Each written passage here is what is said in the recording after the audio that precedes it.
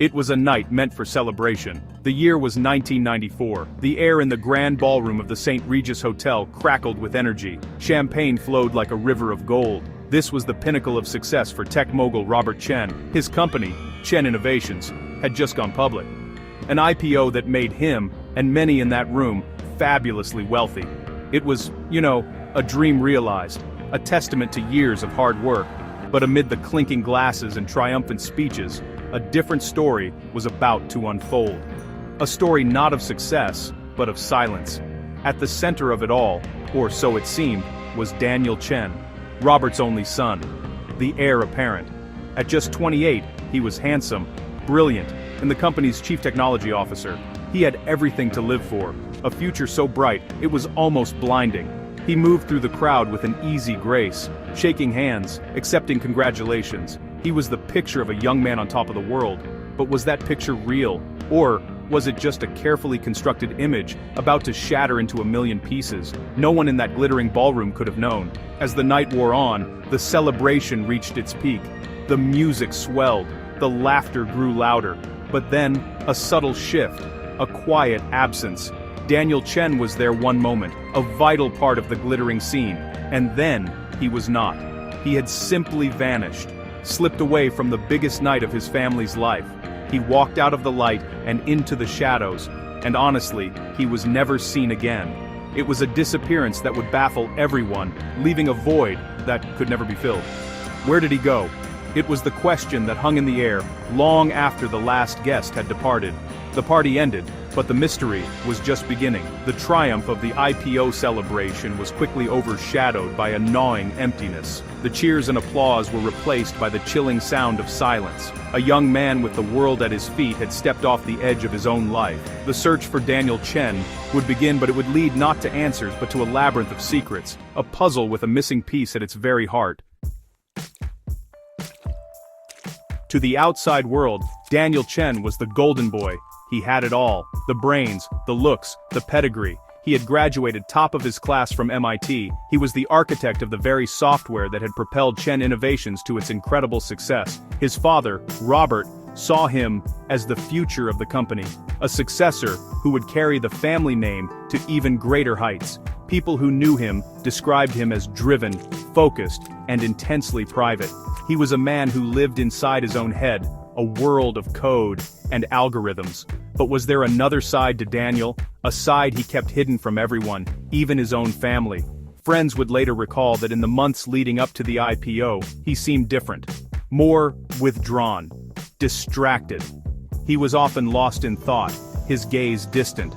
They chalked it up to the immense pressure of the public offering, the long hours, the endless meetings. They thought he was just stressed. But perhaps it was something more.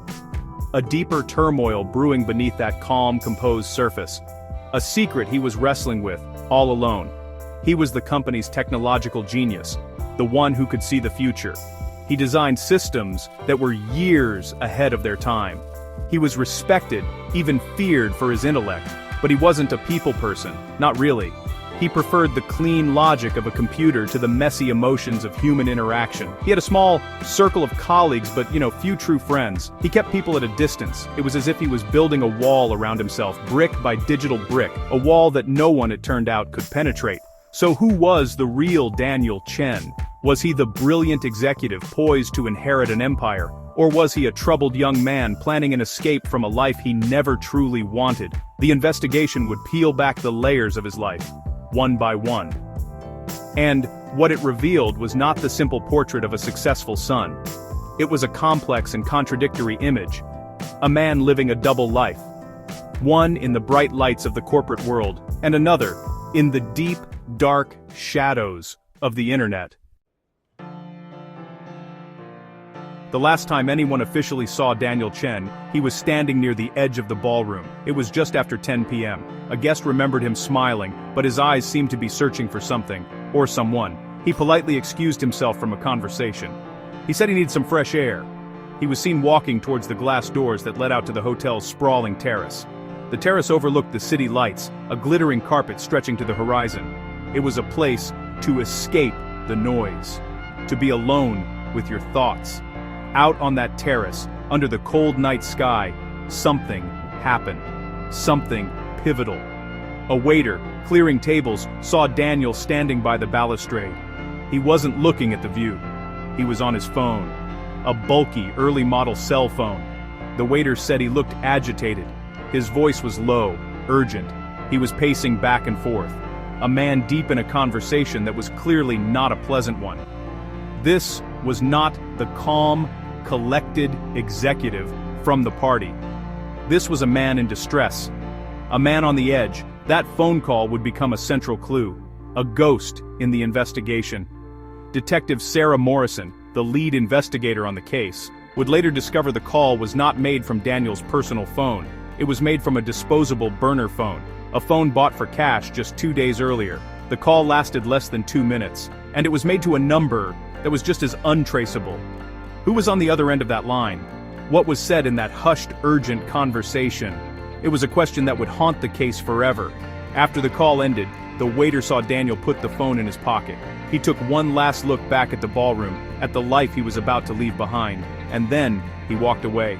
Not back into the party, but towards a service staircase at the far end of the terrace. He didn't run. He just walked. Calmly. Deliberately. As if he had made a decision. He descended the stairs and disappeared into the New York City night.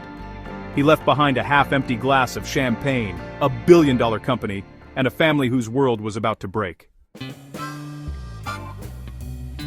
The initial hours were filled with confusion, not panic. Everyone assumed Daniel had just gone home early. I mean, he was exhausted from the party, but when he didn't show up for a critical board meeting the next morning, concern began to mount. His father, Robert, called his apartment. No answer. He sent his assistant.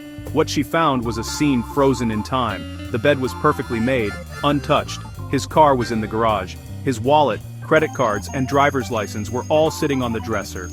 Everything a person needed for their life was there, except the person himself. Detective Sarah Morrison took the case. She was methodical, patient, a veteran who had seen it all. She started with the party. She interviewed hundreds of guests. They all said the same thing. Daniel seemed happy, proud, normal. But Morrison knew that in cases like this, normal was often a costume. She turned her attention to the hotel's security, and that's when she hit the first of many walls. The security footage from the camera covering the service staircase Daniel had used. It was gone, erased, a 2-hour gap, right around the time he disappeared. Coincidence or a deliberate act? Morrison believed it was no coincidence. Someone had covered Daniel's tracks, or perhaps Daniel had covered his own. The investigation pivoted. It moved from the physical world to the digital one. They seized Daniel's work computer, his digital life. And there, buried deep in fragmented files and erased hard drives, they found his secrets. For months, Daniel had been living a secret online life. He had been researching, planning. He wasn't just browsing. He was studying, learning how to disappear. The searches were meticulous, chilling. He had researched offshore banking havens. He looked into creating new identities, complete with fake passports and social security numbers. He had downloaded maps and information on countries that had no extradition treaties with the United States. This wasn't the work of a man who was stressed. This was the work of a man who was building an escape hatch. A detailed, step-by-step plan to vanish from the face of the earth. The Golden Boy, it seemed, wanted to become a ghost. The digital trail was just one piece of the puzzle. The financial trail was another. And it told a similar story. A story of careful, deliberate planning. Detective Morrison's team analyzed Daniel's bank records. For nearly a year leading up to his disappearance, a strange pattern emerged. Every few days, he withdrew a small amount of cash. A few $100s here, 1,000 there. The amounts were always small enough to avoid triggering any automatic reporting to the banks. It was a slow, patient bleed. Over 6 months, the small withdrawals added up to a staggering sum. Daniel had quietly amassed $180,000 in cash, a secret fund, a getaway stash. It was money that was never deposited anywhere. It had simply vanished, just like him. Did he use it to pay someone who helped him disappear, or was it the money he took with him to start a new life somewhere far away? The evidence pointed to a plan that was methodical, patient, and executed to perfection. It was the work of a brilliant mind. So what happened to Daniel Chen? Today, more than 3 decades later, the question remains. Did he run away? Did he successfully execute his elaborate plan to start a new life, free from the pressures of his family and his name? Is he out there, somewhere, living under a new identity? Or was there a more sinister explanation? Did the person on the other end of that burner phone call have something to do with it? Was he being blackmailed? Was he silenced because of something he knew? The erased security footage suggests a helping hand, but whose? The case of Daniel Chen is a modern mystery, a digital age ghost story. It's a story about the secrets we keep, even from those we love. His father, Robert Chen, passed away a few years ago, never knowing what happened to his son. For Detective Morrison, now retired, it remains the one case that stays with her, a puzzle she could never solve. Daniel Chen walked away from a life of immense wealth and privilege. He left behind a legacy, not of innovation, but of unanswered questions. A ghost in the machine of his own making. And somewhere, the truth remains, lost in the shadows of that long-ago night.